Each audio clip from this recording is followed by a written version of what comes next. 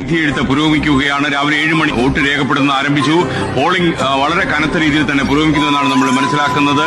മിക്ക ബൂത്തുകളിലും കനത്ത ക്യൂ തന്നെ അനുഭവപ്പെടുന്നു. മഴ മാറി നിൽക്കുന്ന ഒരു അന്തരീക്ഷമാണ്. ഇഞ്ചോടിഞ്ച് പോരാട്ടത്തിന്റെ ആവേശം വീറ് എന്തായാലും വോട്ടെടുപ്പ് ദിവസം പ്രകടമാണ്. രാവിലെ മുതൽ തന്നെ പോളിംഗ് ബൂത്തുകൾ വോട്ടർമാരുടെ നീണ്ട നിര, 1-2 ബൂത്തുകളിലുള്ള ഈ ബൂത്തുകളിലും ഏറെയും കുറഞ്ഞും ചെറുതല്ലാത്ത വോട്ടർമാരുടെ നിര ഇപ്പോൾ തന്നെ പ്രകടമാവുന്നു. ചെറിയ പോളിംഗ് ശതമാനമേ അല്ല.